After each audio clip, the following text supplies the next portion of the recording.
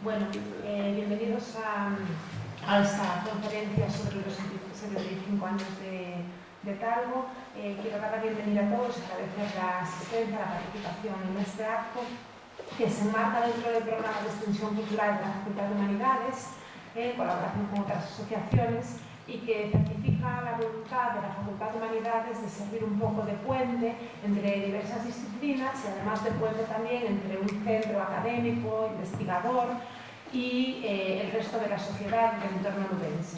En algunos contextos en los que las universidades están un poco, digamos, aisladas o separadas de su entorno, pues este tipo de actividades, este tipo de propuestas pues tienden a establecer un poco estos medios de comunicación y estos medios de contacto entre dos esferas que tienen que permanecer unidas y en constante tensión e intercambio. En este sentido, pues desde la facultad siempre se ha optado por un entendimiento amplio de las humanidades que lo conecte con su dimensión social, también con las dimensiones técnicas del progreso y del avance científico. Y claro, en este sentido, pues la idea de conmemorar los progresos técnicos sobrevenidos o surgidos en relación con el tren y con el ferrocarril, pues fue una idea que desde el momento apoyó la facultad. El tren es un medio de comunicación que además ha estado siempre ligado con el desarrollo del pensamiento, también de la poesía, de las artes, ¿no? Gran parte de la literatura moderna ha sido una literatura de viajes. Y desde luego todos los que tenemos cierta afición por la poesía recordaremos el célebre poema de Campoamor, ¿no? Sobre el tren expreso. Además, pues el Talgo ha servido como un instrumento de comunicación, pero como un instrumento de cohesión territorial, de cohesión social, de cohesión en el terreno del pensamiento también. No me voy a demorar más, voy a dar la palabra a don Francisco Sánchez Domínguez, presidente del Club Ferroviario de Huelva, que procederá a la presentación del resto de los participantes en esta sesión.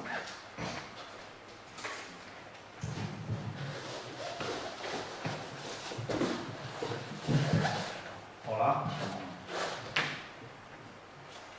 ¿Se me escucha, no? Soy presidente de la Asociación Club Ferroviario de Huelva. Nacimos con una vocación de expandir, bueno, de dar conocimiento del medio a todo el mundo, sobre todo a la juventud, que parece que es la que no está respondiendo como que quisiéramos, ¿no? Pero somos principalmente aficionados al ferrocarril. Nos gusta el ferrocarril, no somos ferroviarios, la mayoría de los componentes. Y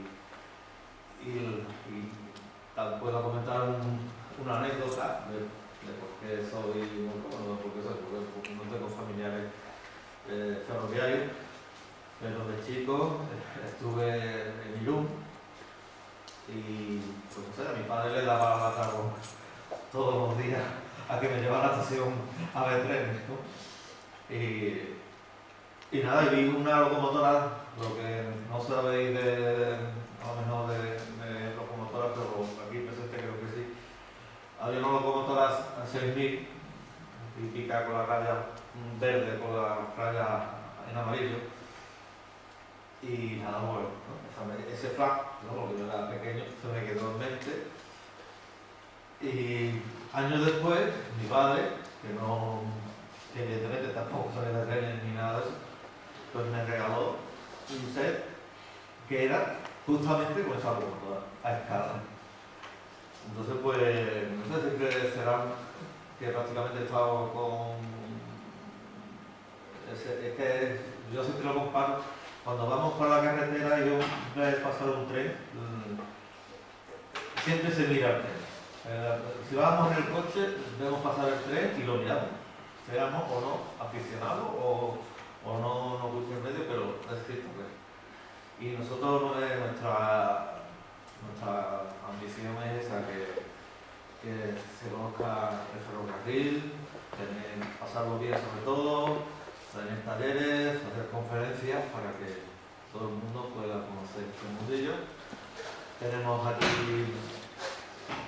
pero bueno, quiero dar las gracias a las autoridades del ayuntamiento, de la mano de Manolo Gómez, que nos ha tratado muy bien, del ponente Miguel Plano y del señor tan generosamente se ha trasladado a Madrid para estar aquí con nosotros en este acto. Vamos a reivindicar el museo, que queremos que sea un museo digno para la ciudad de Huelva, porque no hay provincia en España que no merezca un museo tan grande. Me refiero que sea un museo de referencia, que cuando se haga un museo que sea de referencia, que la gente sepa que Huelva históricamente está unida a la historia al ferrocarril, que existe, Huelva se puede decir, existe gracias al ferrocarril, lo que es la ciudad como tal.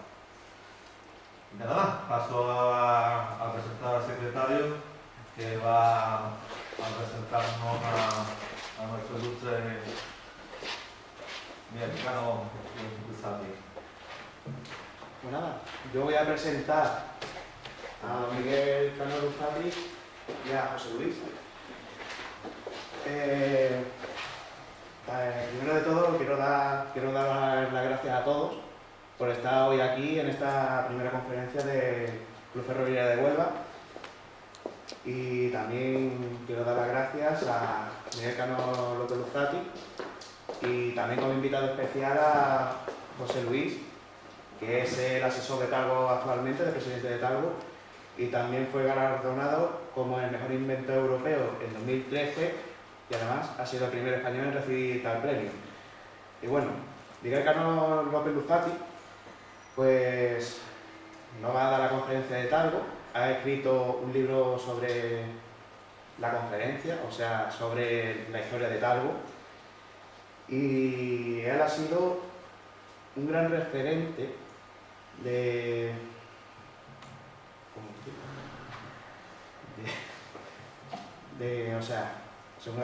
ha sido también un gran aficionado al ferrocarril y es internacionalmente conocido, ya que fue corresponsal de la revista Vía Libre, entre otras revistas, y ha estado en la gran mayoría de inauguraciones de líneas de alta velocidad a nivel europeo.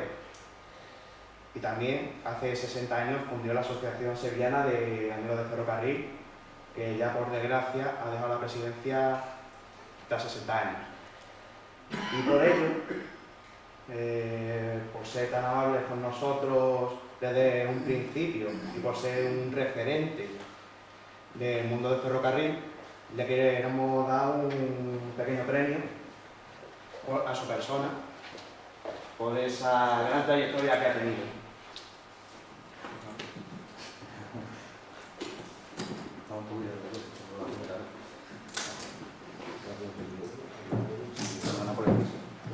Un pequeño homenaje a sus 60 años de actividad.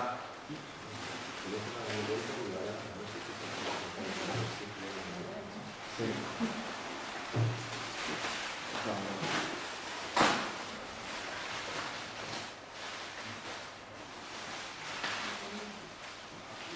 Pues le queremos dar este homenaje a Señor Luzzati por esos 60 años, que es casi la historia de Talgo. Casi. ¿Por 15 años? Por poco, casi, y la verdad que también le hace el socio de honor de nuestra asociación. Muchísimas gracias.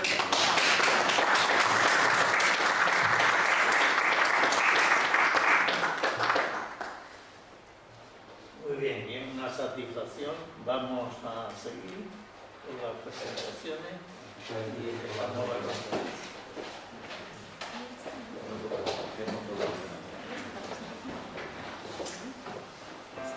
Vamos a empezar con esta Talgo ficha. nació en 1942 tras diseñar un modelo revolucionario con tren articulado. 70 años después, aquel concepto innovador sigue siendo la clave de su éxito, que se alimenta gracias a un esfuerzo constante en investigación y desarrollo tecnológico. Una de las principales premisas de Talgo es la calidad y fiabilidad de sus productos, razón por la que se ha convertido en un referente mundial en la industria del ferrocarril. Su liderazgo nace de un comportamiento ético y orientado a la sostenibilidad, trabajando para minimizar el impacto medioambiental de los trenes que fabrica y mantiene y favoreciendo la conservación del entorno. Talgo es, además, una compañía comprometida con el talento y con la sociedad, que impulsan nuevos conceptos que aunan tecnología y creatividad para responder a un mercado cambiante y altamente competitivo, buscando soluciones a la medida de cada necesidad y aportando su experiencia de 7 décadas para maximizar la rentabilidad de las operadoras. Avanzando sobre cimientos sólidos, la compañía apuesta ahora por competir en nuevos segmentos de mercado como los servicios de regionales y de cercanías, que se suman a los ya existentes de larga distancia y de alta velocidad. Con presencia en mercados tan diversos como Rusia, Estados Unidos, Argentina, Alemania o Arabia Saudí, Talgo aspira a ser líder global en soluciones de transporte de viajeros coste eficientes. Talgo es una empresa 100% española dedicada al diseño y fabricación de trenes, así como a la dotación de equipos y servicios de mantenimiento a medida del cliente. Su especialidad es la optimización de recursos, reduciendo los costes de operación y los tiempos de circulación tanto en líneas de alta velocidad como en redes convencionales. Esto se consigue gracias a 6 principios tecnológicos clave, que son además la fuente de nuestras ventajas competitivas. Cada rueda del tren gira independientemente y siempre permanece paralela al raíl. Así se mejora el confort de los viajeros y se minimiza el desgaste de la infraestructura. La tecnología pendular de Talgo permite aumentar un 25% la velocidad en las curvas sin inversiones adicionales y sin gasto de energía externa. El uso de aleaciones de aluminio y su especial configuración reduce el consumo energético y maximiza la capacidad interior de los coches. Con todo el tren al mismo nivel que el andén, los trenes Talgo reducen un 20% el tiempo de carga y descarga, además de facilitar el acceso a las personas con movilidad reducida. La rodadura desplazable es una de las señas de identidad más fuertes de Talgo y convierte a nuestros trenes en la única solución capaz de adaptarse a cualquier ancho de vía. La unión articulada entre coches mejora la fiabilidad, permite espaciar las intervenciones de mantenimiento e incrementa la seguridad. Talgo 350 es el tren de muy alta velocidad más vendido en España y por eso es líder de uno de los mercados más competitivos del mundo. Su larga trayectoria comenzó en el año 2003 y cuenta a sus espaldas con casi 100 de millones de kilómetros recorridos. Una de las principales ventajas de Talgo 350 reside en su rodadura, puesto que tiene la mitad de ejes que los trenes de la competencia. Eso permite reducir el ruido y las vibraciones, aumentando el confort de los pasajeros y también el desgaste de los materiales y con ello los costes de mantenimiento. Su tecnología contrastada y mejorada gracias a su dilatada experiencia hacen de Talgo 350 uno de los trenes de muy alta velocidad más fiables y valorados del mundo. Y esa es la principal razón por la que fue elegido para prestar servicio entre la Meca y Medina, en Arabia Saudí.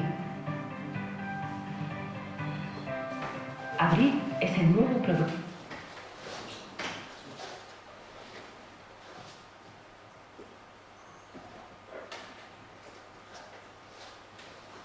Bien, vamos a desarrollar unos conocimientos de cómo ha evolucionado Talgo en 75 años. Y yo quiero llamar la atención, además de la tecnología en sí, que ha ido mejorando, a las personas que lo han hecho posible. Y hay varios detalles en esta evolución que iré puntualizando para que lo entendamos.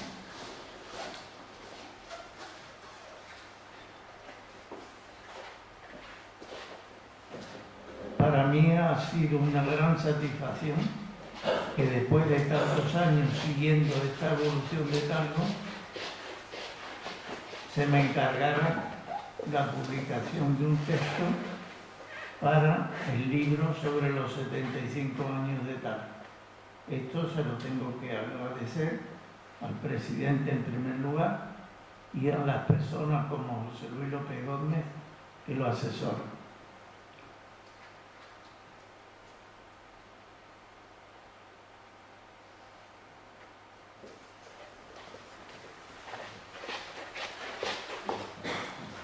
Y vamos por el principio.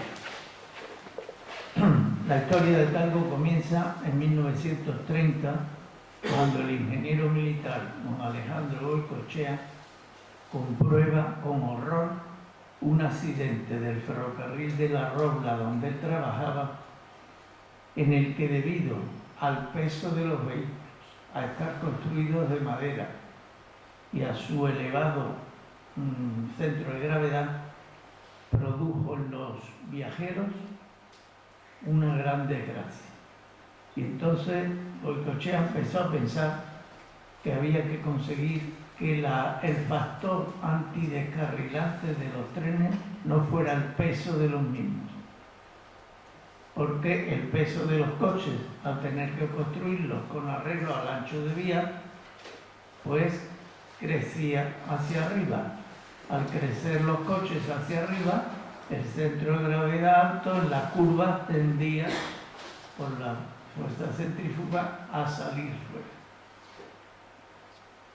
Entonces la idea que le vino fue, por un lado, el armón de artillería, un triángulo en el que las piezas de artillería iban sobre dos ruedas en la base del triángulo, y el vértice que iba por delante se apoyaba en el anterior.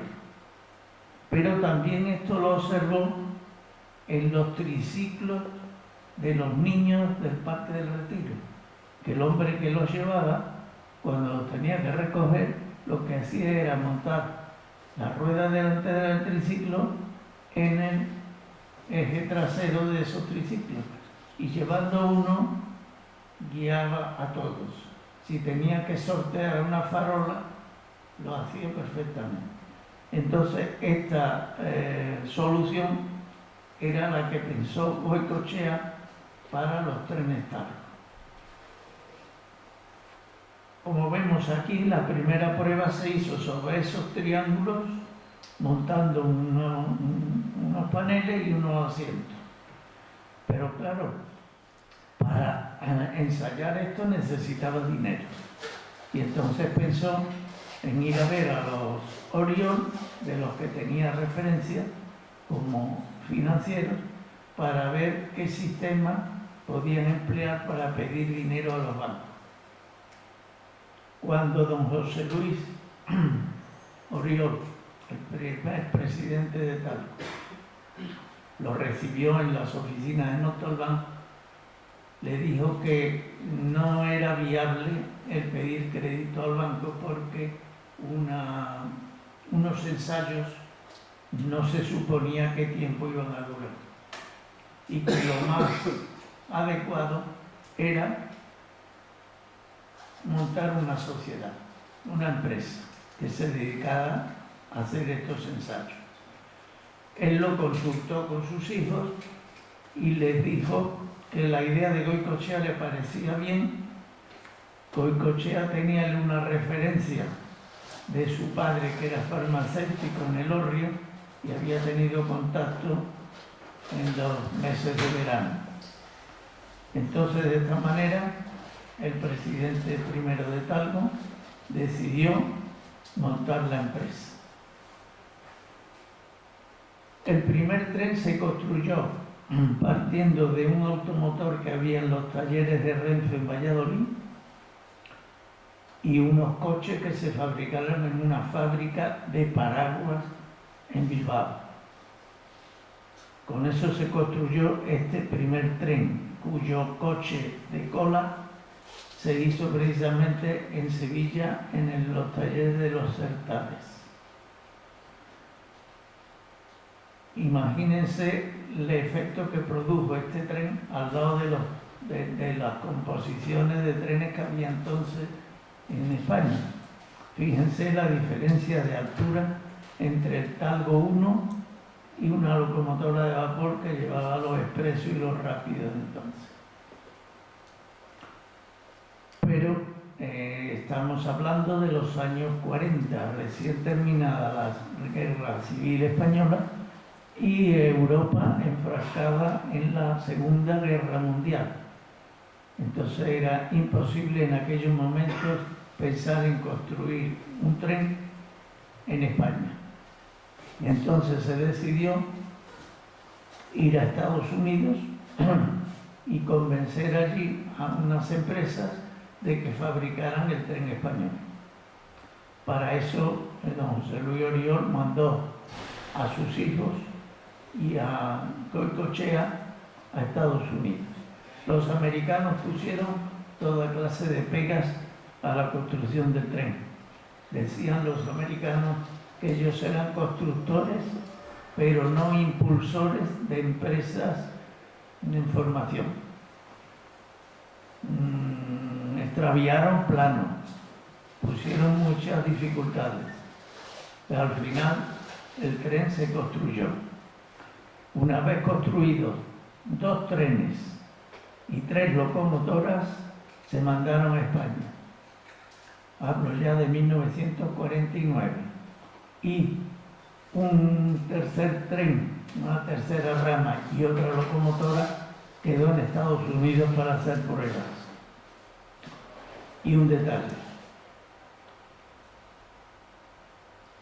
Cuando se pensó en hacer un seguro suplementario para el tráfico, para el transporte marítimo hasta España, el precio era tan exorbitado que los Oriol se encomendaron a la Virgen María para hacer el transporte.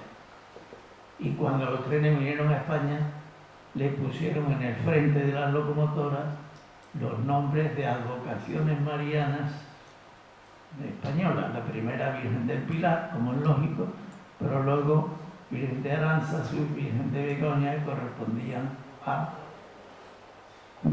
Vizcaya. Vamos a ver. En cola, este tren llevaba un coche salón, como ven ahí, que figuran las iniciales de las 2 empresas, ACF, que fue el constructor, y Talgo, que fue el promotor. En el interior hay una novedad, que los coches tenían continuidad, no había separación de unos a otros. Entonces, en una curva se veían los asientos tomando la curva. Y en el mirador de atrás se veía perfectamente la línea que se iba recorriendo. Una novedad en este tren por primera vez en España, o 2 novedades. Una, velocidad 120 kilómetros por hora. Eso nunca había existido en España hasta entonces. Y otra, el aire acondicionado. Primer tren con aire acondicionado en España. También se servían las comidas en el asiento de los trenes, mediante unas bandejas que se acoplaban en los brazos de los asientos. Aquí vemos ya el tren terminado en Nueva York, dispuesto a mandarlo a España.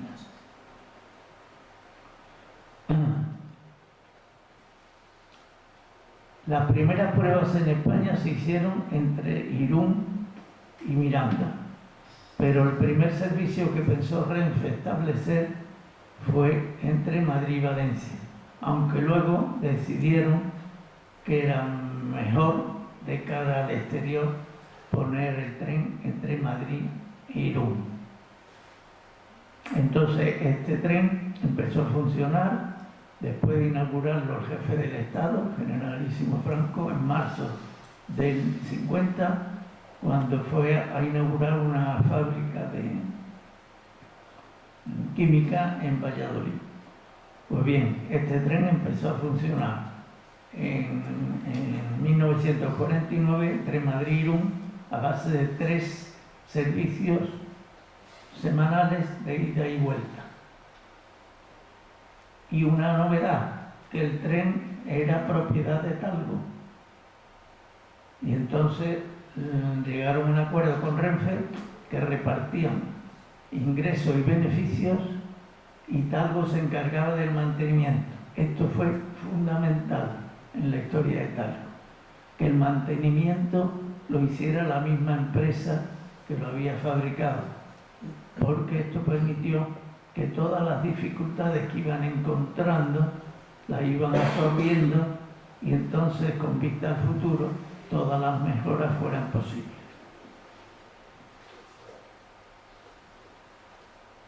tenía un inconveniente el Talgo construido en Estados Unidos, y era que como los vértices de los triángulos de rodadura tenían que ir por delante, el tren era irreversible. Es decir, que cuando llegaba al final de trayecto había que darle la vuelta entera al tren. Claro, esto no se podía hacer en cualquier sitio, entre ellos Sevilla, porque en 1961 decidieron que el tren viniera como refuerzo de los servicios de Semana Santa, el Jueves Santo. Y claro, ¿qué pasó? Porque cuando llegó el tren a Sevilla, para volver otra vez a Madrid, había que llevarlo a los Rosales retrocediendo a 15 kilómetros por hora, darle vuelta en el Triángulo de los Rosales y volver retrocediendo también a 15 por hora a Sevilla. Comprenderá que eso suponía que una ocupación de vías durante media mañana, que esto no tenía futuro. Ven aquí como el tren ya sale para Madrid después de haber dado la vuelta y, como digo, no volvió a venir a Sevilla el Talgo 2. Visto estos inconvenientes, Talgo empezó a pensar en una evolución del tren, otro modelo. Y además este modelo construido en España, que era una de las indicaciones que hizo el jefe del Estado, Franco, cuando les concedió un crédito de 6.000 millones de pesetas al interés de entonces para que se construyera el tren, pero que la idea era que el tren se construyera en España. Y entonces el primer tren, el Talgo 3, ya el modelo 3, se hizo construcciones aeronáuticas, utilizando la tecnología de fabricación de los aviones. Los trenes eran más largos, los coches eran más largos, 11 metros, y además tenían puertas de acceso cada coche, con lo que se facilitaba la subida y bajada de viajeros, porque en el Talgo primero, construido en Estados Unidos, solo había una puerta en el centro del tren. Las advocaciones marianas se siguieron poniendo en las 10 locomotoras construidas en España. Estas locomotoras eran alemanas y la Asociación de Amigos del Ferrocarril de Sevilla les pidió al presidente de Talgo que una de las locomotoras llevara el nombre o la advocación mariana de Virgen de los Reyes. El presidente de Talgo contestó que sí, que estaba previsto, que la 2010, que era la última de la serie, llevaría el nombre de Virgen de los Reyes. La sorpresa fue que cuando llegó el tren presentándolo a Sevilla en marzo de 1965, la locomotora era la 2002, pero a la que se le había cambiado el nombre de Virgen Peregrina, que era suyo, por el de Virgen de los Reyes. Rápidamente fuimos al presidente de Talgo a darle las gracias por el detalle que tuvo con la ciudad, pero que esperábamos que la 2010 llevara el nombre definitivo. Y nos dijo: los amigos del ferrocarril no se os escapa una, pero no preocuparos que Virgen de los Reyes será la advocación prevista en la 2010. Y en 1967 se decide hacer unas pruebas con el Talgo a 180 kilómetros por hora en la línea de Madrid, de Sevilla-Córdoba, entre San Jerónimo y Los Rosales. Yo, que ya entonces escribía en el ABC y en Vía Libre sobre el ferrocarril, pues pedí a Renfe, al director de Renfe en la zona, que me autorizara a ir en la prueba. Y me dijo que sí, que me autorizaba, pero que no podía escribir nada de velocidades superiores a 180 kilómetros por hora, porque esa velocidad era la prevista. La realidad es que, no se me olvidará, ese día de junio, a las 3:07 de la tarde, alcanzamos por primera vez en España los 200 kilómetros por hora antes de llegar a la Rinconada. Pero como yo había prometido, no hablé de los 180 km/h hasta años después que fue autorizado. Aquí en esta fotografía estoy con los maquinitas del tren y en la locomotora Virgen del Carmen, que es la que hizo la prueba, se ve la protección que se puso en las ventanillas de las lunetas de la locomotora del frente para evitar que el impacto con algún pájaro pudiera romper las lunetas y afectar a los maquinistas. Hidalgo siguió investigando sobre la evolución del Talgo 3 y la siguiente evolución era la siguiente. España se iba a incorporar al mercado común. Y qué mejor ocasión para que un tren español rodara por Europa. Y ese fue el Talgo con cambio de ancho automático de vía. Antes de autorizar a que el Talgo pasara a Francia para un viaje especial entre Madrid y París, que se hizo en noviembre de 1968, el presidente de los ferrocarriles franceses vino a Madrid y aquí lo vemos en la vía de cambio de ancho que se montó en Aravaca, en los talleres de Aravaca, para comprobar cómo se hacía el cambio y la seguridad del tren. Posteriormente fue de Aravaca al Escorial y una vez visto cómo era el tren, se autorizó a que circulara por Francia. Pero los franceses ya saben ustedes cómo son. Y si sus trenes iban a 140, 150 km/h, el Talgo no se iba a autorizar a la misma velocidad. Entonces se le autorizó solo a 120. Aquí está la instalación de cambio de ancho de Irún, donde el tren pasaba de España a Francia. Yo estaba presente en ese cambio, aunque no estaba autorizada por ir hasta París. Entonces lo que hice fue que cuando el tren pasó, que fue emocionante, con el himno de España, al pasar del ancho español al ancho francés, pues cogí el siguiente tren, que era un tren de migrantes, y me fui en el tren hasta París detrás del Talgo. Llegué una hora y media después y entonces estuve en la rueda de prensa que dieron allí el ministro Silva Muñoz sobre la incorporación de España al mercado común. Me fui a la embajada de España, al consulado de España, y allí me dijeron que el tren volvía para Madrid 2 días después, un viernes. A las 9:30 de la mañana saldría de la estación de Austerlitz.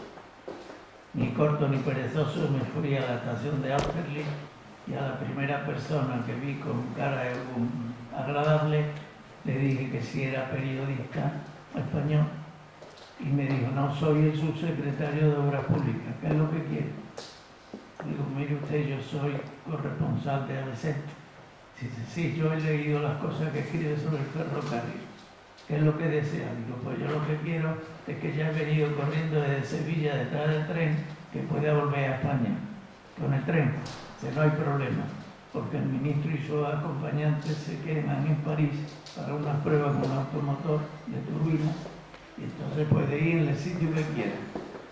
Te voy a presentar al vicepresidente de Renfe, que era el conde de Fontao, y si quiere ir en la locomotora también puede ir. O sea que para mí fue un viaje fantástico.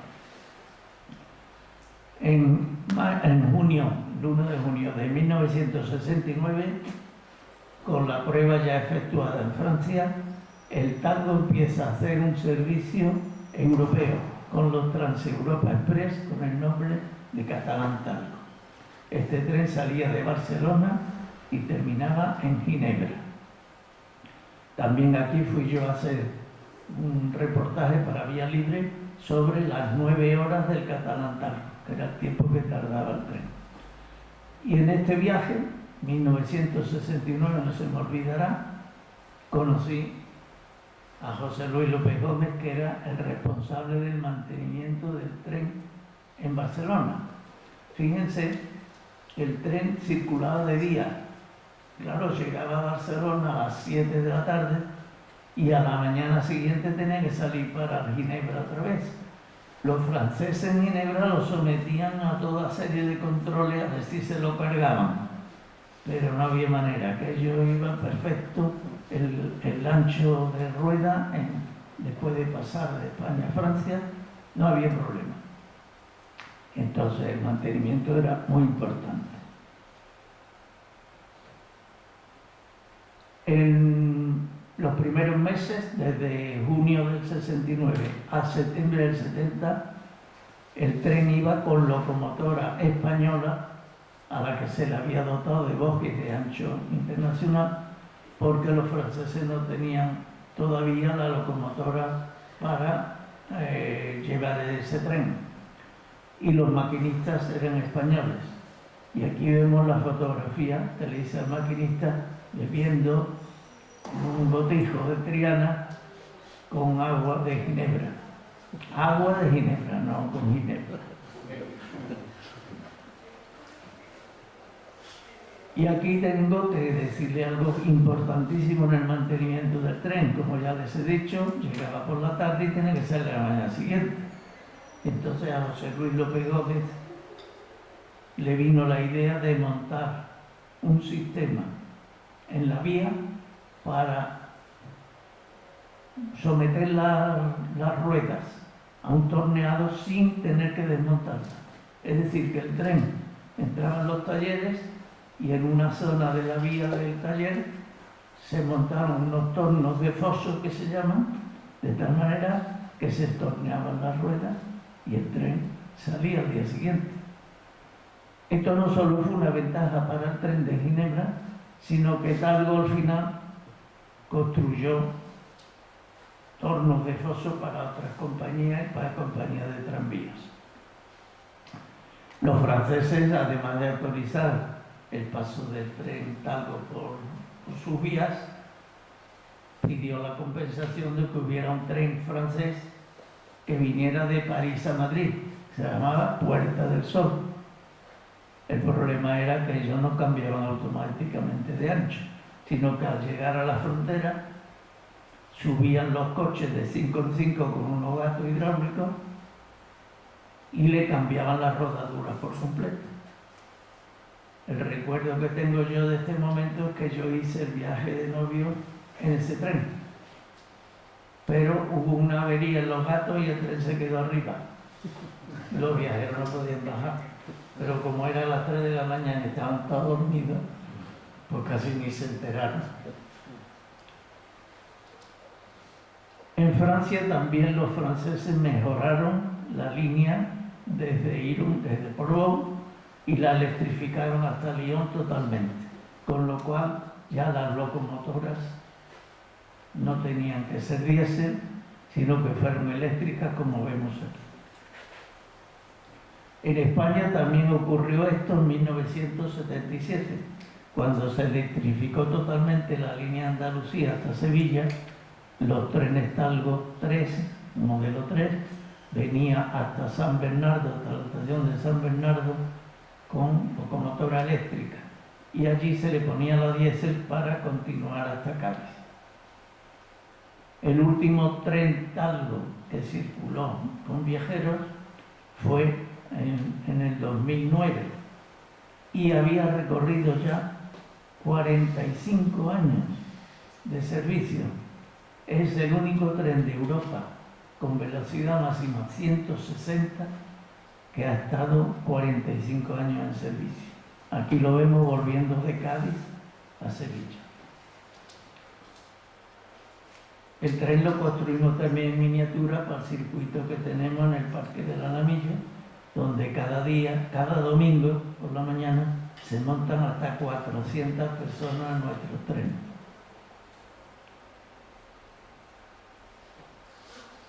Siguió Talgo investigando sobre la manera de mejorar el Talgo 3, y la manera de mejorarlo vino como consecuencia de que los italianos habían traído un tren basculante que se llama Pendolino.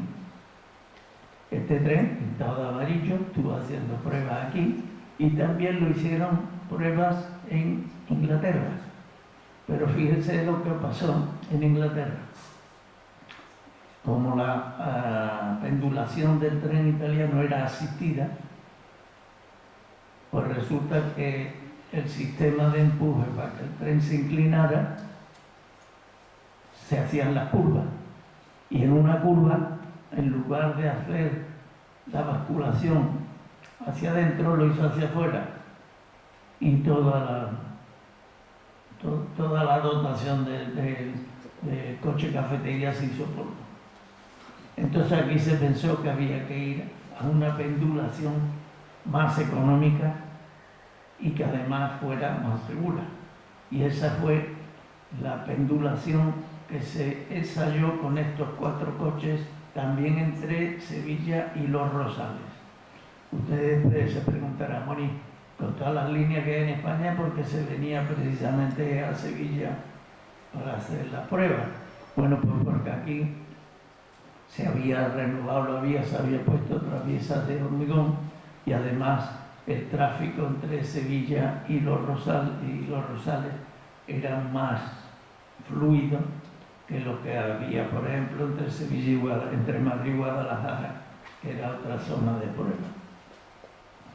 La pendulación del Tajo se funda en algo tan simple como era que los coches, en lugar de ir apoyados a la altura de las cajas de grasa de la rodadura, como ocurría en el tren italiano, pues aquí los puntos de apoyo se han subido hasta el techo.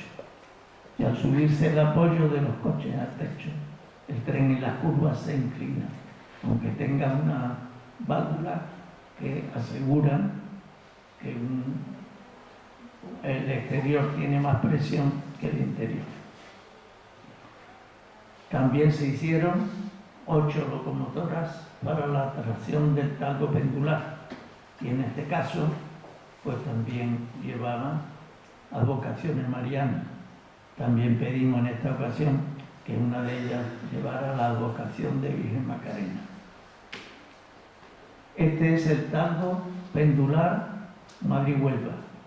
Cambiaba de ancho en Manjarrabique, que es donde está el cambiador, y ya por la vía convencional salía hacia Huelva. Últimamente, saben ustedes que aquí está circulando no el talgo, sino otro tren de cambio de ancho, que es el 121, de menos velocidad y menos capacidad, pero Renfe ha ajustado su servicio a la demanda de plaza. Pero en el futuro esto cambiará también. El 92 es un año importantísimo para los ferrocarriles españoles, porque se había decidido por el gobierno en 1988 que la primera línea de alta velocidad fuera la línea Andalucía, entre Madrid y Sevilla. Pues bien, en Sevilla fue la más beneficiada de todas, seguida luego de Córdoba y también de Toledo. Pero es que aquí el problema era que como había una línea que venía de Madrid y otra línea que iba a Cádiz, pues resulta que la ciudad estaba dividida por las líneas de ferrocarril con muchos pasos libres. Entonces, cuando se construyó la estación de Santa Justa, todo ese problema desapareció y además la línea entraba en subterráneo a Sevilla, y esto lo quieren copiar todas las ciudades. Ahora mismo el problema ya lo están haciendo, pero el problema ha sido en Murcia. Ya han tenido un problema de años porque no querían el tren en superficie. El primer tren que hizo el recorrido Madrid-Sevilla por la línea de alta velocidad fue un talgo pendular, y con una locomotora, la Virgen de Fátima, que tenía en Madrid su rodadura de cuando iba a Ginebra allí guardada. Y este tren vino a 200 por hora por la línea esa en septiembre de 1991. Y yo recuerdo en las visitas a las obras que los ingenieros de Renfe le decían a las empresas que montaban la línea que todo era negociable menos los tiempos, porque estaba previsto que el tren se tenía que inaugurar el 20 de abril de 1992, que era la fecha en la que se inauguraba la Exposición Universal. Pues bien, es la única línea de Europa que se ha inaugurado a fecha fija. Si no, fíjense lo que está pasando ahora mismo con la línea de Granada. Lleva 5 años y todavía no está terminado. Como les digo, en el 92 se inauguró la línea de alta velocidad Madrid-Sevilla con trenes franceses y locomotoras alemanas. ¿Por qué? Pues porque en la convocatoria del concurso, entre otras cosas, se exigía locomotoras capaces de alcanzar 300 kilómetros por hora. Y aunque Talgo pensó en ir al concurso, tuvo que retirarse porque las locomotoras que utilizaba Talgo hasta el momento eran las diésel alemanas. Pero aquí no había tracción para 300 kilómetros por hora. Entonces Talgo se retiró de la prueba y fueron los trenes franceses de Alstom los que inauguraron el servicio. Y aquí hay otra anécdota. A los catalanes saben que les sentó muy mal que la primera línea de alta velocidad en España fuera la línea Andalucía. Y decían que cuando acabara la Expo, la Exposición Universal, que habría que guardar los trenes porque no iba a haber viajeros. Pues no solo no hubo que guardarlos, sino que a la primera dotación de 16 trenes se amplió hasta 24. La participación de Talgo empezó en ese momento con la adaptación de unas ramas, que son los que se ve aquí, Talgo 200, que era el modelo pendular, pero con mejora en la suspensión primaria y en la cierre de puertas. Las puertas se cerraban automáticamente antes de empezar el tren a circular. Porque claro, que comprenderán que un tren que vaya a 200 por hora no puede abrirse las puertas a voluntad de los viajeros. Podría haber accidentes. Pues bien, este tren llegaba por la línea de alta velocidad desde septiembre del 93, desde Madrid a Majarabique. Aquí cambiaba de ancho y continuaba a Cádiz y a Huelva. Y en Córdoba continuaba a Málaga, con otro cambiador de ancho. Y este tren Talgo, Renfe lo bautizó con el nombre de Altaria. Y fue la primera incorporación de Talgo a la alta velocidad, porque claro, las líneas de alta velocidad entonces nada más que era una, y para darle mayor amplitud al servicio, pues con el Talgo se podía llegar, como he dicho antes, a Cádiz, a Huelva y a Málaga y a Granada. Aquí lo vemos ya circulando por la línea de alta velocidad Caminos del Sur. ¿Y ahora qué pasaba? Pues cuando se llegaba el tren a Majarabique, se apartaba la locomotora eléctrica de ancho internacional, se empujaba el tren con una diésel o se arrastraba con unos carros, que es lo que se hizo después para abaratar la operación. En el otro lado, en el ancho ibérico, ancho Renfe, esperaba una locomotora eléctrica con el ancho correspondiente. Se enganchaba el tren y ya continuaba a su destino definitivo. ¿Qué pasaba en esta operación? Que se nos iban 15 minutos. Entonces lo siguiente de Talgo fue estudiar la manera de que esto no ocurriera. ¿Y cómo era la solución? Pues un tren que además de cambiar de ancho los coches, cambiaron de ancho la cabeza motriz.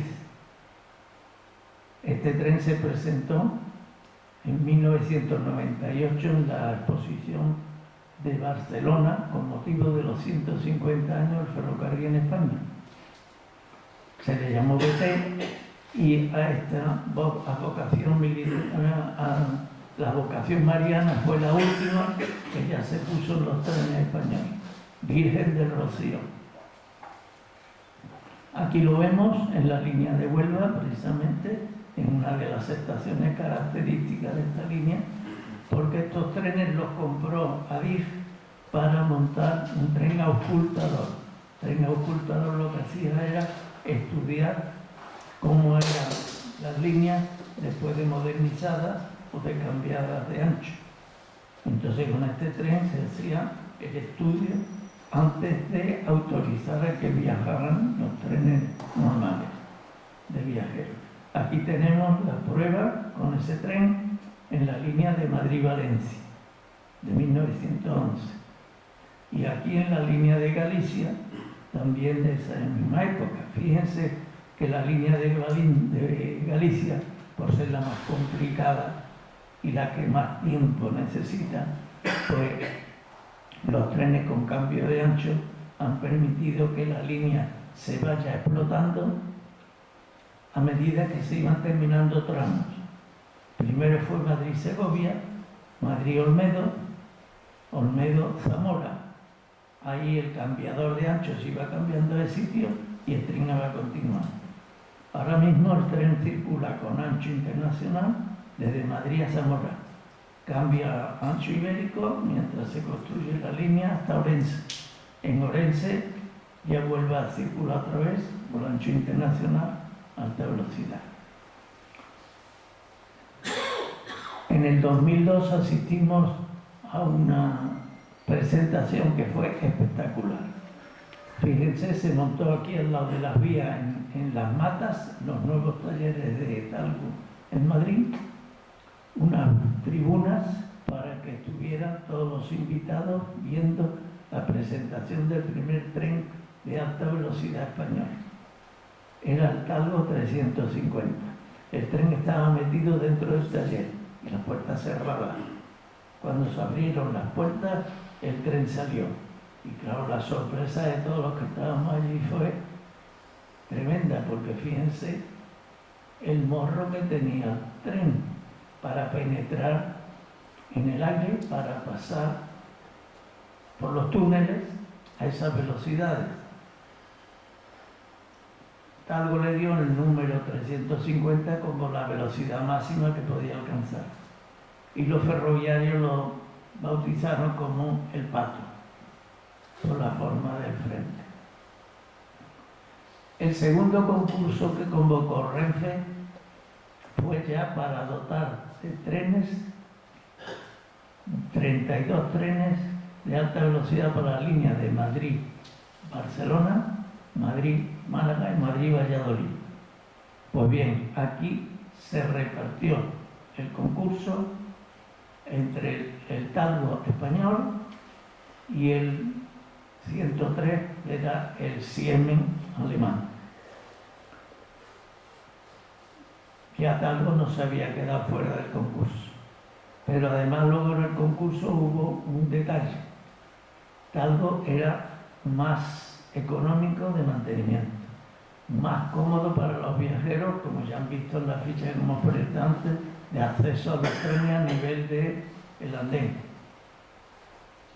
Pero que además Talgo cumplió escrupulosamente las fechas de entrega de los trenes, cosa que no ocurrió con Siemens. Hubo unidades que la entregó con 2 años de retraso. Con el Talgo que les he presentado ya se montó un tren que Renfe lo catalogó como el 102.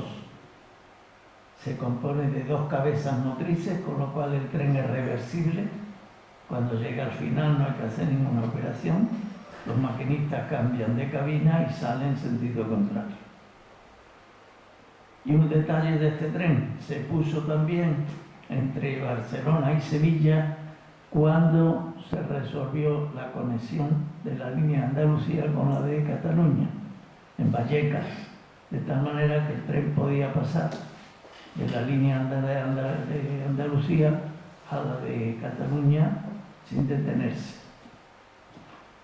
Tenemos un tren que hace el servicio por la mañana de Madrid a Sevilla y otro por la tarde de Barcelona a Sevilla. Perdón, lo he dicho no. De Sevilla a Barcelona por la mañana y de Barcelona a Sevilla por la tarde.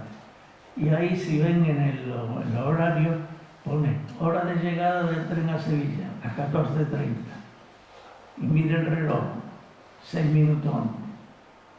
Pues esta ha sido la tónica del servicio de Talgo entre Barcelona y Sevilla. Y en Valencia ya fue el tercer concurso y aquí ya Talgo se llevó todos los trenes del concurso. Aquí ya no hubo participación ni francesa ni alemana. Y es la primera vez que una cabeza motriz de Talgo ha llevado publicidad. La publicidad era caballo ganador, que es lo que había hecho Talgo en ese concurso.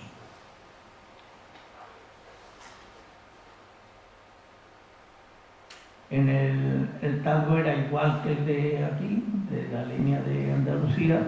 Lo único que se modificó fue la cafetería para darle mayor capacidad. Se retiraron las mesas de comidas. Y entonces lo que hay es una barra más amplia. Pero siguió investigando Renfe, Talgo, porque esos 15 minutos que se tardaba en pasar por Majarabique había que reducirlos para mejorar los tiempos con la bahía de Cádiz, en principio.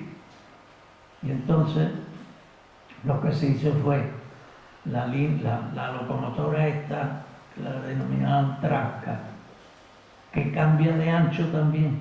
La locomotora cambia de ancho y cambia de tracción, de extensión. Puede funcionar a 3.000 en continua y a 25.000 en alterna.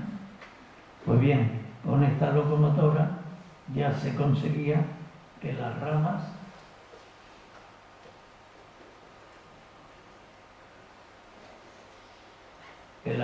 pasaran, ¿qué le pasa a esto?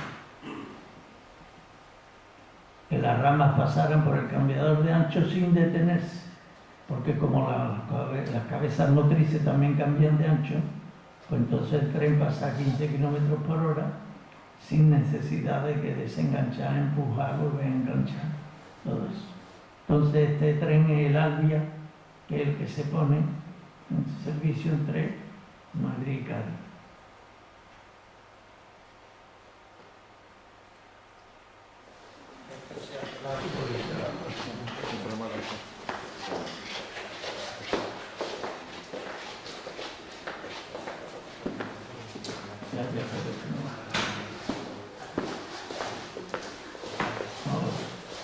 A este tren también se le ha hecho una modificación, y es que precisamente para la línea de Galicia, en principio, como desde Zamora a Orense no hay catenaria todavía, ni la línea está modernizada, pues entonces al Albia se le ha metido un furgón diésel detrás de cada cabeza motriz.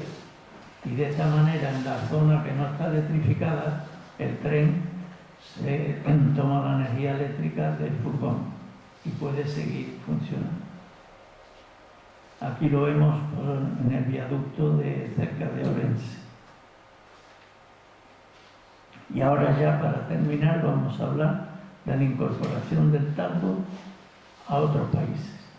Y el primero fue precisamente Estados Unidos. En 1988 el Talgo, con el modelo pendular, hizo el viaje de vuelta de 1950 a América. Con este tren se montó un servicio comercial denominado Cascades, que es este tren, en el que los coches españoles iban acoplados a locomotoras americanas. Y todo este tren sigue funcionando todavía, ampliado de Vancouver, de Seattle a Vancouver en el Canadá. Y la ocupación media del tren es de 80%. También se han construido trenes con la misma tecnología para Afganistán o Kazajstán, es este. Aquí las locomotoras son de los ferrocarriles kazajos, pero el tren es español. Y también se ha montado un taller de mantenimiento allí en el que participa Talgo con lo cual se sigue la tónica que en España. Y este otro, de Alnaquistán, no sé, sí, este de Alnaquistán, aquí preferían que fuera el tren completo como el de España, con las cabezas motrices también. Y el último es el de Arabia Saudita, para la línea de la Meca, que ya este año, desde el mes de mayo, está funcionando para el Ramadán con 5 servicios diarios y una ocupación del 100%. Este tren circula a 300 km por hora con la dificultad del desierto, para lo cual ha debido ser tratada la pintura, la chapa y las rodaduras para hacer frente a los problemas de desierto. Y un detalle, cuando este tren se presentó al concurso de Arabia Saudita, como pedían 35 trenes de viajeros comerciales y un tren especial para la familia real, el tren de la familia real llevaba los plafones del techo forrados en panes de oro. Y esto se encargó a Sevilla porque aquí tenían la experiencia de las canastillas de los pasos de Semana Santa. Y el último tipo de tren que ya ha concursado y ha ganado 30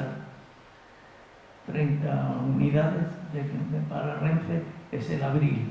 Abril significa, con V, alta velocidad, rueda independiente y ligera.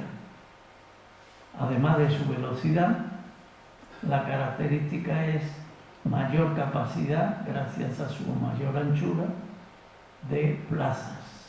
En segunda clase van de 3 en fondo, como en los aviones de bajo costo. El Boeing 3+2 con pasillo central. Este tren empieza a entregarse en el 2020. Es este que tenemos aquí, formado por cabezas motrices y coche remolque. Y la última variedad de talgo es la marca Vital, que es de regionales y cercanías. Es una modalidad de trenes que Renfe no lo había hecho nunca porque había estado dedicado a la alta velocidad. Entonces este es un tren que ya va a empezar a prestar servicio para regionales y media distancia. Y nada más, esto es todo lo que yo les quiero contar del ferrocarril, cómo ha ido evolucionando y cómo gracias al personal que se ha dedicado a mantenerlo ha podido evolucionar incorporando todas las ideas que iban surgiendo. Muchas gracias por la atención. Muy buenas tardes.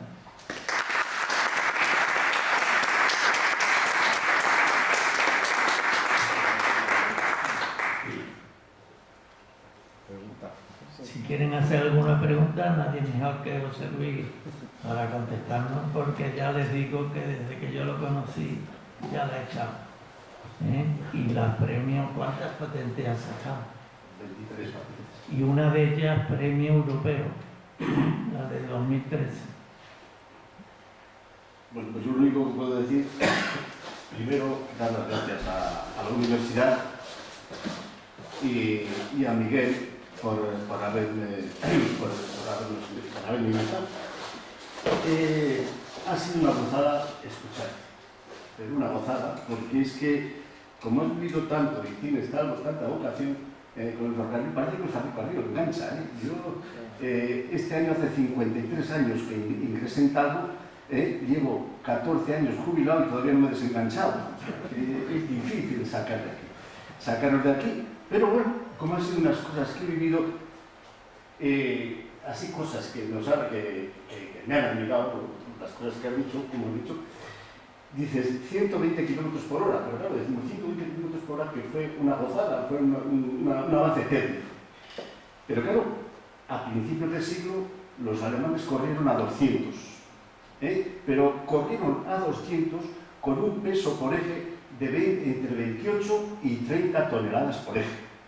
Entonces, la gran diferencia es que se corre a 120 con 3 toneladas por eje. Y claro, desde entonces ya empieza Talgo a ser el tren más ecológico.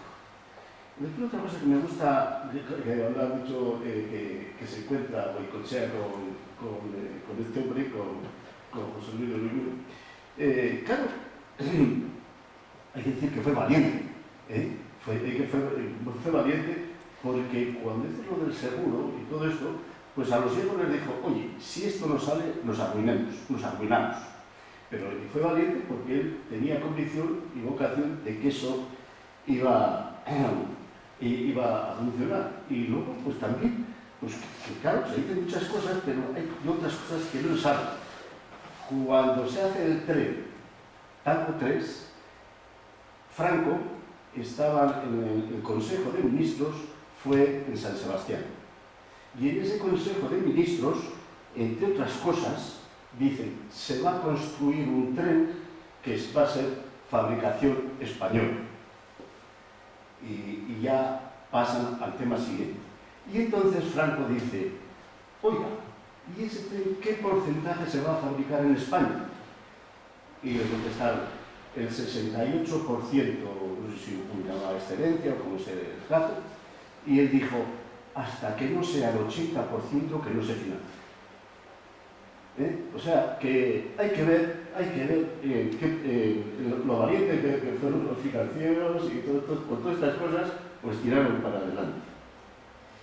Yo cuando he dicho lo de Francia que nos controlaba, cuando los primeros, yo era jefe, estaba de jefe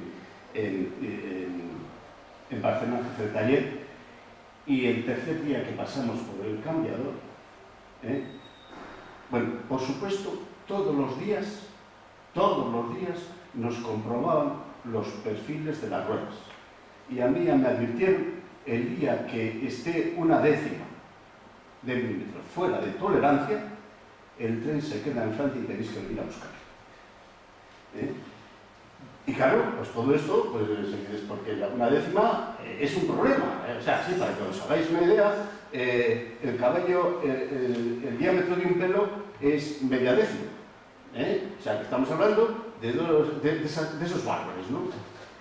Entonces, claro, ante esa situación, pues lo que hacíamos era tornear y reperfilar cuando faltaba 1 milímetro, porque dices, joder, pues por 1 milímetro vamos a hacerlo con más.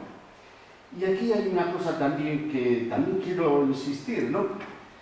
Talgo, desde que empezamos a salir fuera, bueno, y antes también, una de las cosas que hemos insistido mucho es en la calidad.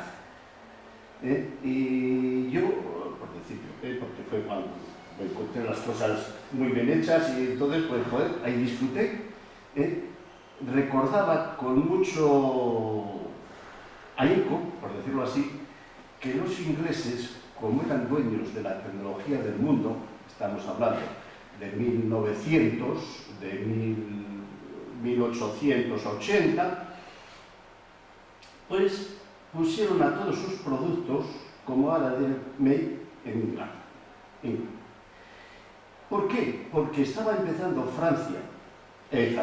Alemania a vender productos y al poder Made Germany, pues ¿qué pasaba? Pues que los productos de Alemania pensaban que iban a quedarse atrás. ¿Pero qué hicieron los alemanes? Dar, insistir en la calidad. Tanto han insistido en la calidad que ahora son la locomotora de Europa. Y entonces nosotros en los trenes siempre hemos insistido en la calidad para que Made in Spain sea un tema que sea de interés. Y bueno, pues cuando pasamos, cuando nos controlaban los perfiles de rueda, pues a los 3 días del paso del tren tuvimos una pequeña incidencia, lógicamente con cosas nuevas, y salió un funcionario que estaba en el cambiador gritando ¡ya cayó, ya cayó, ya cayó! Porque los franceses no querían que, lógicamente, no pasasen mal. Bueno, pues ya cayó, que hoy estamos haciendo diariamente 2.000 cambios, 2.100, 2.150 cambios de ancho y nadie se entera de nada, porque eso sí, la prensa española, en cuanto hay un defecto de un tren español o de Talgo, enseguida dice tal. Cuando hay los éxitos, como está pasando en la Meca, pues prácticamente, y la venta de trenes que le hemos hecho a Alemania, que nos han comprado 23 trenes de tecnología en Alemania, pues ya eso quiere decir que esa idea de la calidad siempre hemos insistido y siempre la hemos tenido. Y entonces, bueno, pues es algo que ha sido función de Talgo y que hemos ido haciendo. Perdonad que insiste un poquito en esto. Ya me queda solamente un detalle, es que no vaya a ser que se os haga largo, porque como a lo contrario. Pues ya como me ha venido a la memoria, el morro, el pato. Yo era director de tecnología cuando hicimos el pato, y encargamos a una empresa la idea de un tren que fuera sensación de ligero, tuviera 3 puntos, velocidad, que tuviera sensación de velocidad y que tuviera buena penetración en los túneles. Y entonces, pues, bueno, esto era el mes de agosto, me mandan la definición vamos, una imagen, entonces por fax no teníamos correo todavía. Y cuando lo veo, digo, madre mía, porque ahora vemos el pato y lo decimos, mira qué bien, ¿no? Qué tal. Pero entonces era lo más avanzado que había en el mercado. Y entonces llamo al presidente y le digo, entonces era don José Luis, le digo que me han mandado la forma de la locomotora, bueno, pues tomar la decisión. Y le digo, no, mira, yo tomaré la decisión de la potencia, pero de la forma del tren la tienes que tomar tú porque es totalmente revolucionario. Y claro, pues entonces, pero pues lo vamos a dejar, no, esto tenemos que hacerlo, y el día 12 de agosto de ese mismo año, hubo la Junta General para tomar la decisión de esa forma de la locomotora. Vinieron todos de vacaciones, y ya, bueno, es que no sé cómo te lo digo, pero ya cuento el detalle también, que yo soy de un pueblo de la provincia de Burgos, y algunos habían venido hasta de Sudamérica y tal, y tú, José Luis, ¿de dónde has venido? Pues yo, mira, he venido de mi pueblo y estábamos anteayer, porque esto fue un lunes y la fiesta fue el sábado, estábamos en la procesión y según estamos en la procesión se oye un clásico. Nos miramos todos y dijimos, sí, paramos la procesión, dejamos a la Virgen encima de la mesa y fuimos a coger el pan, porque era el panadero que nos traía el pan, porque si no nos quedábamos sin fiesta. Os podéis imaginar bueno, pues todo esto pasó con esta cabeza. Y después ya de años después, voy con un amigo que tiene mucha cultura, de paseo y tal, y vemos unos patos y me dice, oye, mira los patos. El pato es el único ave que al graznar no hace eco. Y uy, si me lo dices esto hace 10 años, nos habíamos ahorrado un dineral. Y por eso hay una de las cosas que siempre digo. Primero, cualquier ingeniero o cualquier persona que quiera entrar en campos que sean de interés, que imite a la naturaleza. Yo esto lo comento como, iba a decir, como un error que tuve, ¿no? Porque después Renfe ha puesto en la propaganda, dice, ha puesto la cabeza del pato, y la compara con el pato volando, claro. Y entonces dice, la mejor forma de preservar la naturaleza es imitarla. Y eso es lo que me hice, lo hice después de entonces la forma del morro tenía que ser sin perder nada, a cielo abierto, que cuando entras en los túneles rompiera el vano del túnel. Al entrar en el túnel, si tú tienes más se entiende perfectamente, si tú tienes una forma de pico, pues abres, choca con la pared y vuelve otra vez el foco del impacto a los oídos. Pero si lo haces plano, abres, rompe la forma del eco, o sea, el eco, y no hace daño a los oídos. Ese fue el motivo de la ingeniería, la ingeniería que nos costó un dineral, que después, si hubiera hecho desde el principio imitando al pato, pues mira. Bueno, en eso, ya solamente me queda que, quiero decir que efectivamente, siguiendo con calidad, en Arabia ya se han hecho 2000 servicios, con una puntualidad del 99,5%, o sea que estamos muy enhorabuena. Y perdonar que haya metido esto, pero parece que Perfecto. Muchas gracias.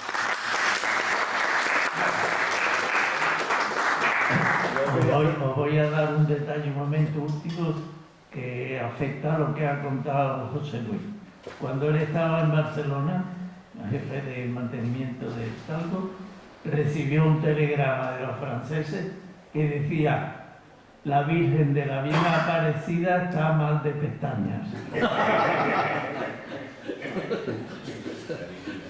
Y es que es lo que ha contado, que lo sometían cada noche allí a ver y lo tiraban. Al principio era todos los días, después ya empezó cada semana, después empezó un mes y después ya con el año pues ya prácticamente nos preguntaban. Pero eso ha sido la base. Yo por eso insisto mucho cuando salimos al exterior que se cuide la calidad. Si vas con calidad, y aparte de que después, pues también España no tiene mucha fama de eso, si vas con calidad siempre tienes eso. Esa es la... Yo quería señalar en el último, en el de la Meca, tengo la intriga, ¿no? Porque está el trayecto es sobre el desierto. ¿Cómo han puesto la vía de que no, cómo va, pivotada hasta llegar a suelo firme o cómo lo han hecho? ¿Contestas tú o contesto yo? Bueno, la arena no cabe duda que siempre, o sea, el balasto, la adherencia entre grano, sí. Al meterse arena pierde. Pero después lo que es el fondo y la base, o sea, por decirlo así, el cimiento es prácticamente igual que todo en cualquier otro sitio de la vía. Tienes que buscar la base, buscar la parte sólida, y cuando se va a encontrar la parte sólida, sobre eso se cimienta. O sea que no se ha puesto la vía sobre arena, se ha puesto sobre terreno cerrado. Y después, pues de lo que se trata, antes han hecho una serie de, iba a decir, de cunas, en las que se va, al soplar el aire, se va cayendo los granos de arena y ahí quedan metidos, y eso sí, diariamente, diariamente o cada 3 días, se van llenando esas zonas de arena y hay que irlas quitando. Y luego, así como comentario también, o sea, por otra parte, los trenes, pues claro, la arena se mete por todos los sitios. No, aunque esté el tren cerrado herméticamente, se mete la arena. Entonces, ¿qué es lo que hemos hecho? Pues lo que hemos hecho es llevar a través de una cosa tan simple, ¿no? Tan simple como se dice, soplar y solver no se puede hacer. Entonces, lo que llevamos en el tren y en las locomotoras es un tema de sobrepresión. O sea, que aspiramos aire por los filtros, unos filtros muy especiales que llevan, y el tren siempre va con una presión, o sea, siempre va soplando. Pero tan importante es esto, que bueno, dices, no, pues es hermético. Hermético se mete, es un tema tremendo. Y entonces, además lleva el tren un motorcito, vamos, un motorcito de 100 kilovatios, para si falta la corriente catenaria, tener ventilación, etcétera, etcétera. Y en las pruebas, bueno, esto lo digo aquí porque se puede decir, pero no lo podéis, en las pruebas hubo un fallo, falló la corriente de catenaria, falló el pantógrafo y falló el motor diesel. Y estuvo como 3 horas sin nada. Pues a pesar de la hermeticidad, se metió arena. Se metió arena. O sea que es una cosa tan simple que dices, bueno, si es hermético. Hermético es el corcho del vino y el vino entra oxígeno. O sea que lo mismo es en la misma comparación con la arena. Y ya un día que hubo ese fallo, lógicamente fue al principio y no se ha vuelto a dar ningún fallo más. Pero la arena es un tema, la exigencia, cuando empezamos nosotros también, cuando empezamos con ello, pues claro, lo que hay que buscar es dónde ¿dónde están los que han trabajado en ello? Y entonces propuse porque en la casa ya estoy, cuando está uno jubilado, solamente puede hablar, hacer las responsabilidades de los que tiene que hacer, ¿no?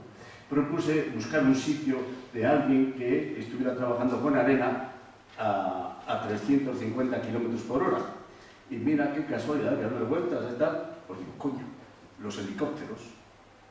El helicóptero, la aspa del helicóptero, si habéis observado, la aspa del helicóptero, la punta no puede superar los 300, o bueno, puede, pero no debe, los 300 kilómetros por hora porque entra en resonancia. Entonces, pues claro, pues fuimos al ejército y estuvimos hablando a ver cuáles son las modificaciones y las ventajas de las palas de los helicópteros, y de allí cogimos información y la aplicamos. Yo tengo una pregunta, aunque me pregunto, no sé si es posible contestarla en términos que sean comprensibles para un profano. Como se habló precisamente de la posición del talgo, de la base en forma triangular, de forma que no era reversible, ¿cómo se solucionó ese problema para que sí fuera reversible? Pues, pues vamos a ver. Talgo nace con la idea de que esté guiado sobre la tierra. Entonces, yo tengo una transparencia por ahí que no sé si ella podría encontrar, pero igual lo llevo un poquito inquieto. No, digo en ese pincho, en ese mismo pincho tengo en la que se ve que dices, bueno, cuando vas en un sentido y vas por la parte de atrás del triángulo, la pestaña pega en la parte de atrás, con lo cual al empujar hacia arriba el carril se pega hacia abajo. O sea, se pega la rueda al carril, por tanto es antidescarrilante. Pero cuando vas hacia atrás, pues eso cuando yendo hacia acá, pero cuando vas hacia allá, pues la pestaña tiende a subir. Entonces, ¿qué es lo que se hace? En el rodal, o sea, lo que es en el eje, se le ponen unos balancines, de tal forma que una parte de arriba del balancín se une al coche de adelante y la parte de abajo del balancín al coche de atrás. Eso en cada lado del coche. Entonces, al unirse en el centro por el gancho, pues los coches están unidos por el gancho, en este caso los ganchos no permiten elasticidad como los demás, sino permiten todo tipo de giro, pero no tienen elasticidad. Entonces, ¿qué pasa? Longitudinalmente. Entonces, ¿qué pasa? Que cuando entra en curva, las cajas se juntan por la parte de fuera y se abren por la parte de dentro. Se juntan por la parte de fuera, se juntan por la parte de dentro, estamos en la curva así, y se abren por la parte de dentro. Ese balancín, entonces, en la parte de dentro se pone una cosa así, y el balancín de la parte de fuera se pone al revés. ¿Qué pasa? Que se traza una línea y entonces queda el rodal siempre en el radio de la curva. Con lo cual, la pestaña ya no tiene ni para arriba ni para abajo, sino en posición cero. Eso así dicho es un poco, un poco complicado, pero cuando voy a las escuelas a dar charlas, llevo esa página muy bien y creo que la tengo ahí. Si tenemos...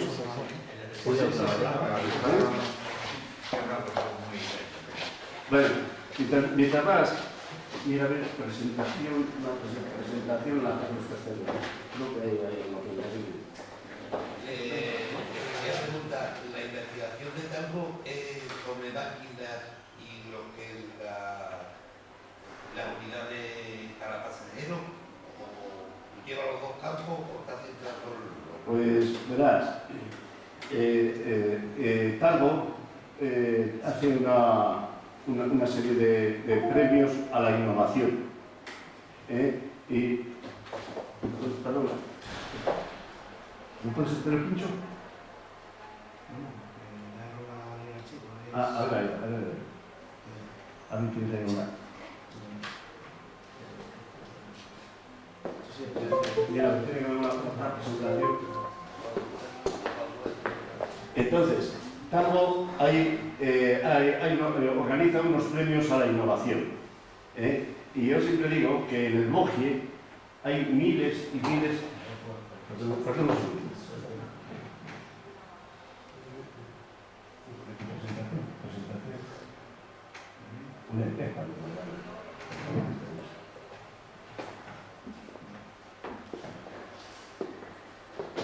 Entonces, nosotros siempre decimos que claro, en el Bogie hay miles de ingenieros trabajando para lo que es el contacto rueda-carril del Bogie. Pero en lo que es la rueda guiada, y entre ellos están los detalles, claro, lógicamente, pero en lo que es la rueda guiada, lo que es la rueda guiada de Talo,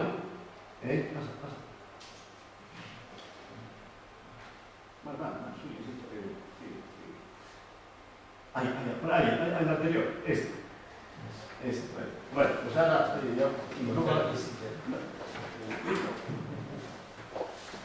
bueno, pues aquí, y entonces lo que buscamos es que también haya ingenieros estudiando el contacto de rueda-carril de la rueda libre, porque realmente somos pocos los que estamos. El tren Talo es el único tren del mundo que está en estas condiciones.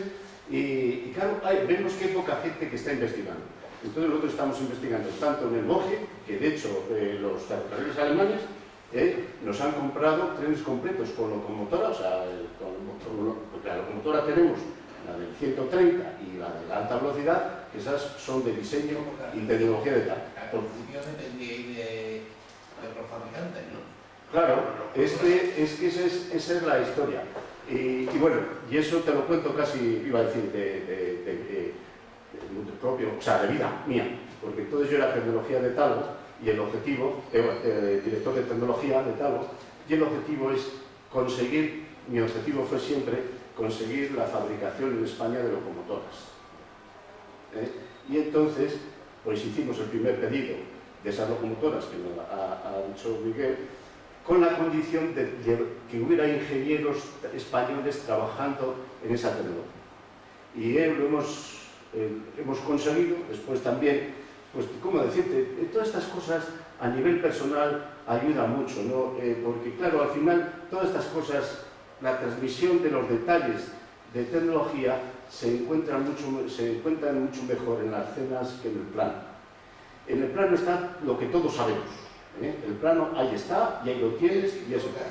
Pero después, el cerebro, las personas, somos los que tenemos el detalle, y lo bonito, vamos, todo esto, la transferencia de esos conocimientos, sin los planos es imprescindible, pero los planos te los dan los que te los dan y como te los dan.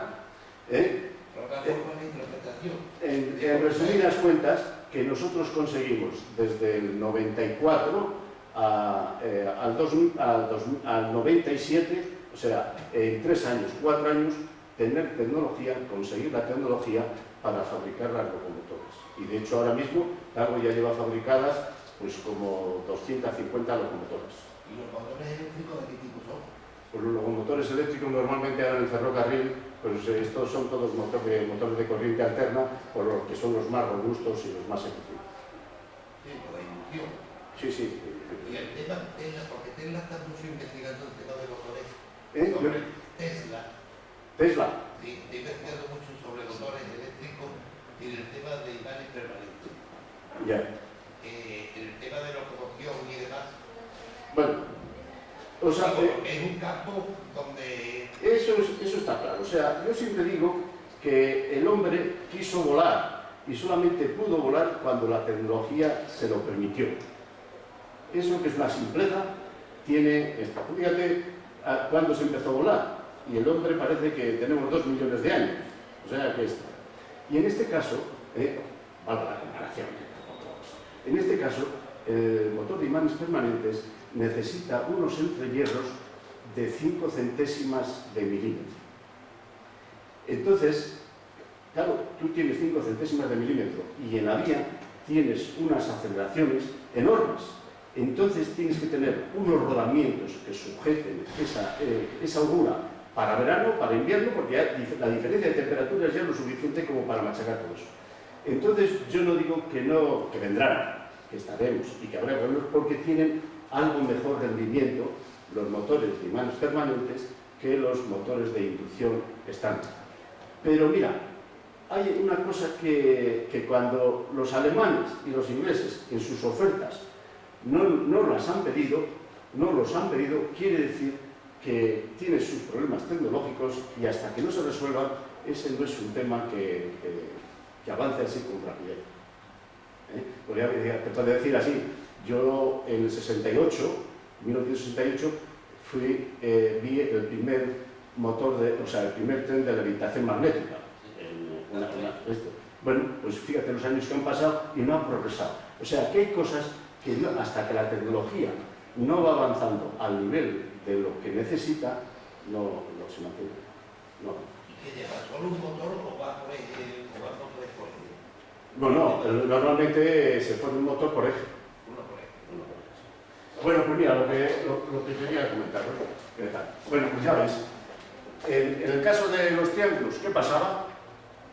Pues cuando vas yendo por delante, la pestaña toca por la parte de atrás y al tocar, en esta dirección, hay que pasar siempre desde ahí, y al tocar por la parte de atrás, lo que hace es crear una componente que se pega a la vía. En el caso del bogie, el estándar normal del bogie, pues crea lo mismo, al entrar en curva, toca por la parte de fuera y crea una componente que le levanta, y entonces hace falta peso, para que eso no se levante. Entonces ya tuvimos que evolucionar y entonces ya se evolucionó a este guiado que ahora vemos un momentito, pasamos dos y ya vemos el guiado. Espera un momentito, quiero explicar. Entonces ya cuando el eje se pone en el radio de la curva, toca por la parte de abajo y entonces en ese punto de toque no hay ninguna componente ni de remonte ni de pegado, pero tenemos la derecha. Y ahora pasamos al guiado. Bueno, este es el movimiento sinusoidal de los box convencionales. Pasamos. Aquí vemos también el guiado. Pasamos. Aquí está. Es lo que esto para aquellos. Bueno, en el rodal tenemos el enganche y tenemos estos balancines, que uno está unido a la parte de abajo de una caja y otro a la otra. Y este balancín, que uno está a la parte de abajo y otro a la parte de arriba. Entonces ya ves, estamos en recta, el balancín se queda vertical, el de cada uno de los lados se queda vertical. Cuando entramos en curva, ¿qué pasa? Pues el balancín de las cajas se juntan por la parte de dentro y el balancín de abajo y el de arriba, lo que tiran al encogerse las cajas, se pone el balancín como digamos retraído. Mientras que en la parte de fuera de la curva, al abrirse las cajas, el balancín, por decirlo así, se estira. ¿Y qué es lo que se consigue con esto? Con estos balancines? Pues que el eje, el rodal, se queda en el radio de la curva. Por tanto, volvemos otra vez a la figura anterior, que es lo que hemos visto anteriormente, el compactador. Bueno, aquí vemos el guiado, y si ponemos a un muchachito, pues ¿qué es lo que pasa? Pero esto es comprar las rodaduras de bogie o las rodaduras de tango. Pues el bogie va siempre moviendo con el movimiento del lazo. Y en el caso del tango, como va guiado por esos balancines, pues no tiene ese movimiento. Y coge la curva con la centrífuga correspondiente y aquí, como va por el movimiento del lazo, pues tiene el punto de tal. Vamos a la de atrás, entonces. Al otro. Aquí. Y entonces, todos los trenes Talgo 3, pendular y alta velocidad, van con ese balancín y se consigue que las ruedas siempre vayan paralelas a la vía. Muchas gracias. ¿Más preguntas?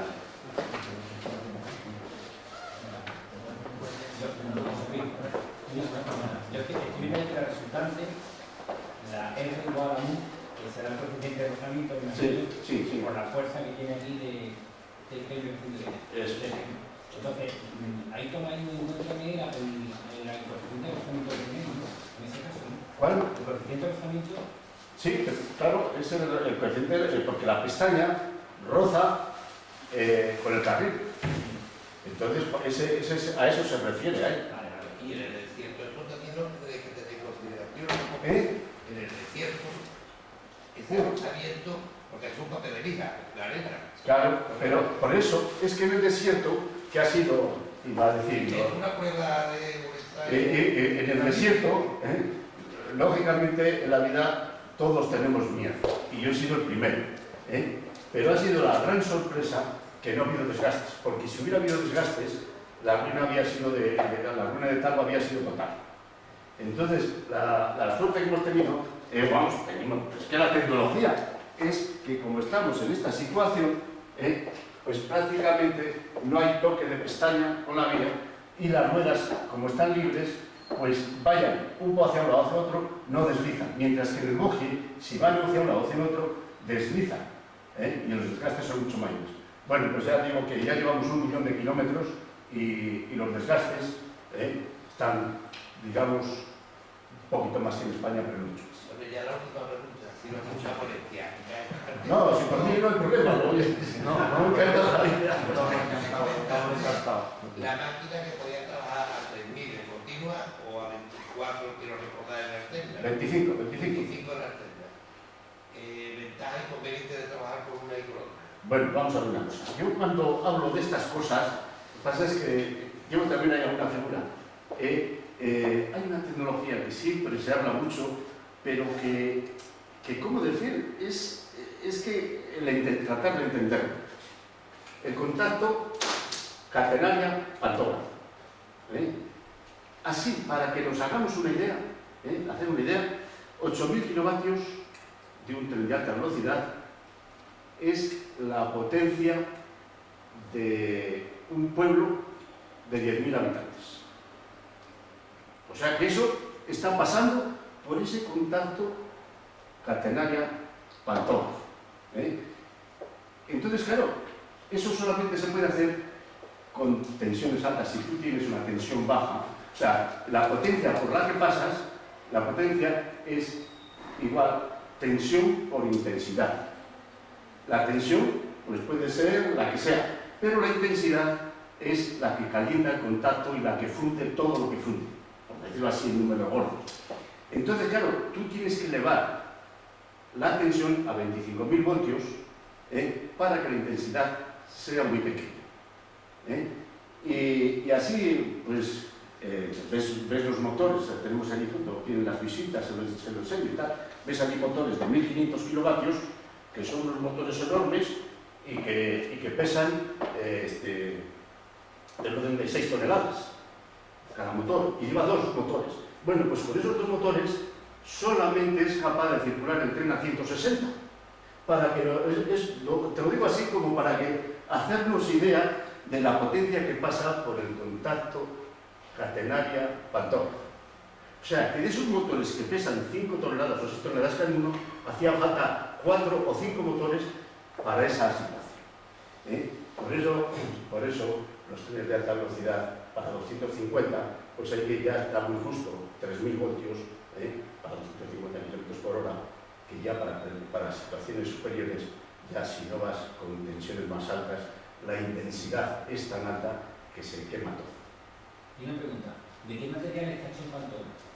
Pues el pantógrafo, así, el número gordo, el pantógrafo es un elemento muy delicado. Hay una resistencia. Sí, verá, que lleva, hay que imaginarse, el pantógrafo todo él es de tubo a presión, con aire a presión, de tal forma que si hay un fallo en la regleta, rápidamente se baja porque hay una fuga, se fuga el aire que tiene a presión y baja automáticamente el pantógrafo.